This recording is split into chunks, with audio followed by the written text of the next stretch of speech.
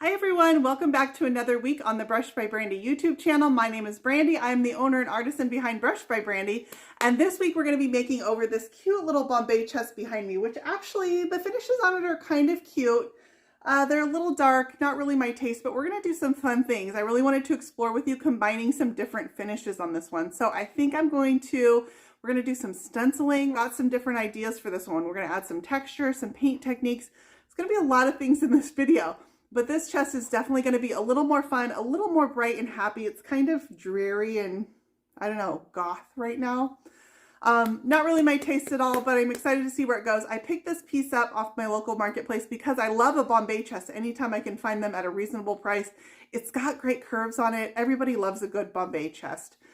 And so I think this one's going to be interesting. So we are going to be using some new paint brands this week and a bunch of new products you guys haven't seen me use before. A bunch of new stuff in my stash. So I hope you guys will stick around. Let's go ahead and get started. Here's where I started on this piece. I love the shape of it. I don't know about you guys, but I can never find a good Bombe chest reasonably priced in my area, so I try to grab them anytime I see them.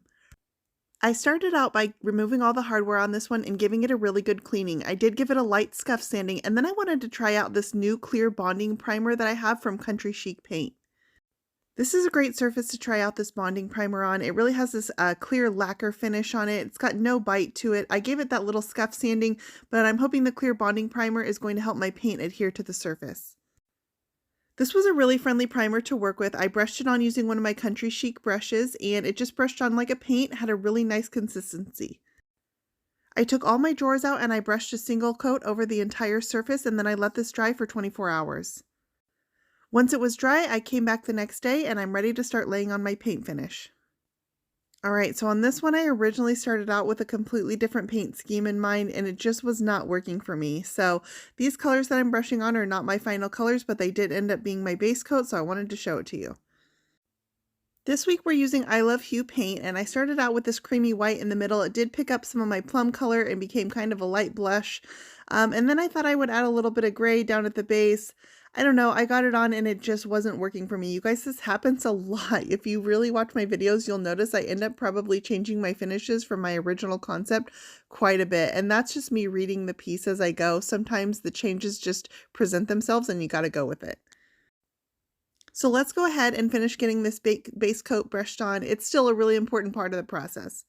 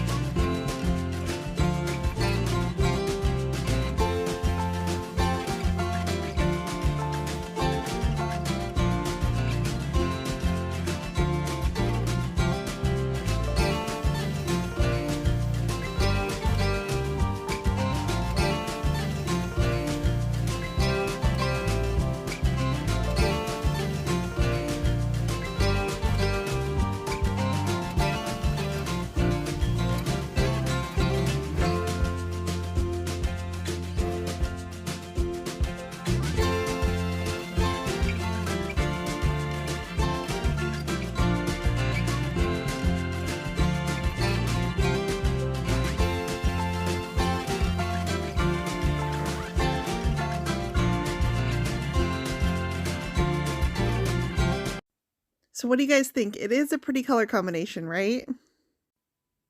So while I'm rethinking my colors, I did want to go ahead and do a scratch test on this. I put that bonding primer underneath my paint. I'm going to take my fingernail, and it was like nails on a chalkboard, but I wanted to test that bonding primer. So I scratched at this paint and it held up really well. The marks that it's leaving are some chalkiness in the surface of the paint, but nothing went through to my base. So now that I know my paint is nice and adhered, let's go ahead and get my actual colors on. So I wanted to try a couple different techniques on this piece, and so I'm going to do a blend on this one. And the colors that I'm using are Eye Love Hue paint in Tuxedo, Chocolate Raspberry Truffle, and Gypsy Magic. These three are the perfect color combination, and I'm actually going to say I found this paint to be a really, really good blender. It blended beautifully. I was super impressed.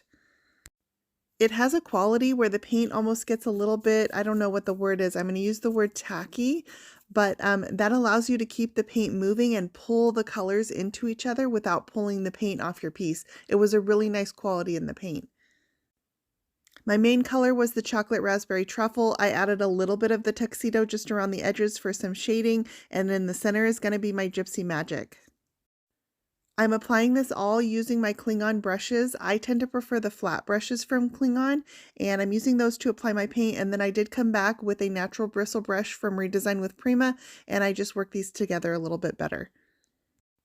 This blend underneath did end up being an integral part of my final finish. I'm going to use a layering as my final finish, even though I did this blend.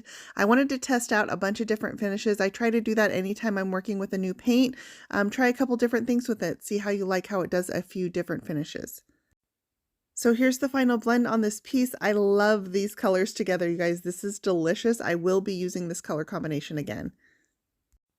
So I decided to go ahead and go over my blended finish, and I'm going to add a layered look to this. My rum raisin base is still going to peek through my final color, so don't worry, you'll still see it. And that nice highlight in the middle actually ends up being kind of important because it does keep a light base underneath the center of my colors and still gives that nice highlight to the final look. So I'm going to be using a whole bunch of different colors here, and they're basically a combination of all the Eye Love Hue blues and greens. I'm going to go ahead and list them all in the description for this post for anyone who wants a full materials list.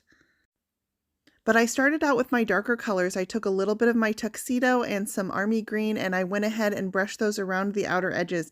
I'm using a flat brush from Posh Chalk. I really like these for doing a kind of layered look. They have a nice texture to them. Once I had my darker colors on, I stepped it up and came up to a slightly lighter shade, and I started brushing those towards the inside a little bit more.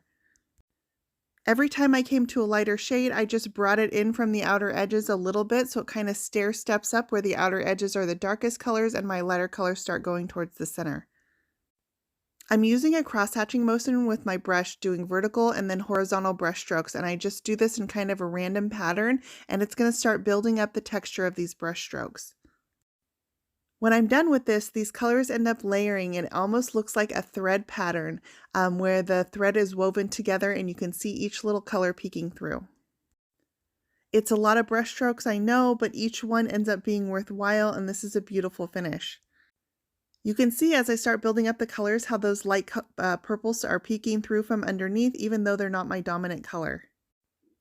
I added a few fun shades for pops of color. This teal blue is one of them. I also did a bright green and then a little tiny bit of yellow at the end. Layering the purples, the blues, the greens, and then that final pop of yellow, it almost takes on this look of an oil slick when you layer the colors. These are very light brush strokes, and I have very little paint on my brush, so they end up drying really quickly. So once I did the full process using all of my colors, I came back and I repeated it again, and that layering process is what gets you those little bits of color peeking through.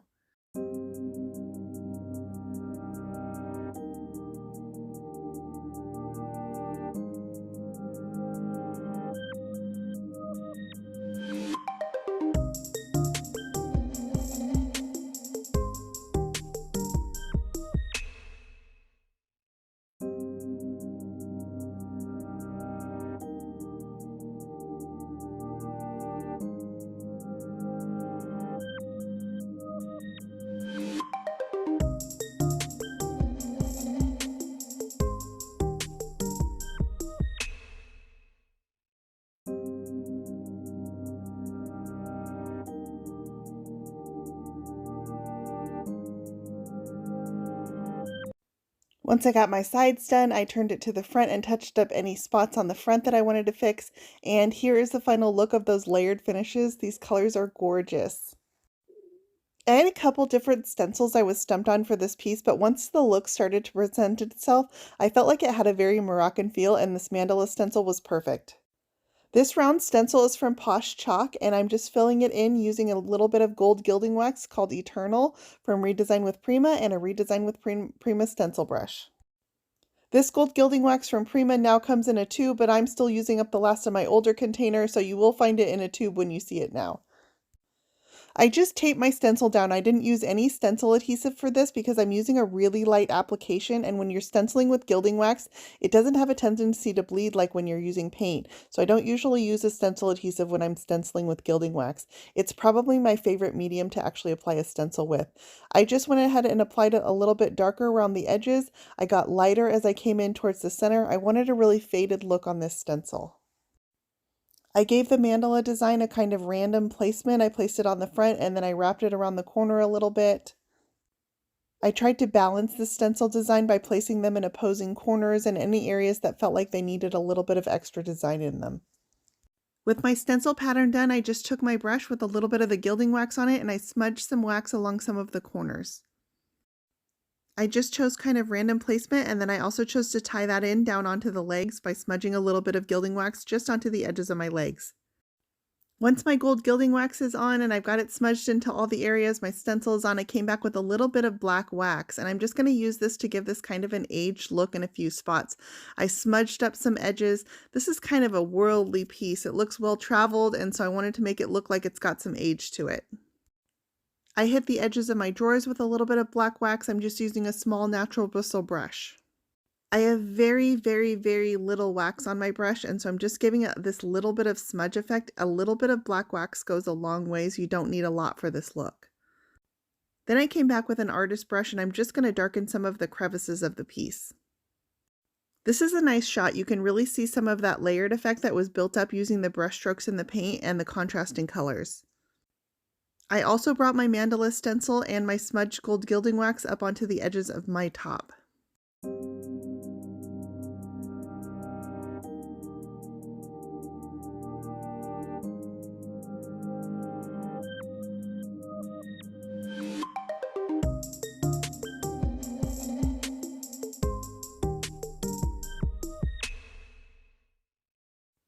I was kind of stumped on hardware. The original piece had wooden knobs and they weren't going to work. So I found these in my stash and I loved the lace design on the fronts. It felt like it tied into the mandala stencil, but they definitely needed to be gold. So I hit them with some spray paint. I used some Eye Love Hue clear coat in satin finish, and I'm just going to wipe it on using a sponge. I wiped on 2 coats of my clear coat over the entire body. This is going to give it a nice protective finish, and the satin sheen is nice and low and wipeable. This clear coat wiped on really easily. It's got a nice thick consistency, so it didn't have a tendency to drip. 2 coats of this, and I feel like my piece is good and protected. So it is staging day, you guys. This piece was really fun to work on. I just gave it a light pop of color with a small bowl of flowers, and then my gold mirror over the top ties in with the round shape of the mandala stencil and the gold color that I used as my accents and on the hardware. Here are all my final photos, but I don't even feel like they do this piece justice because when you look at it really close and you can see that layering is where it really comes alive.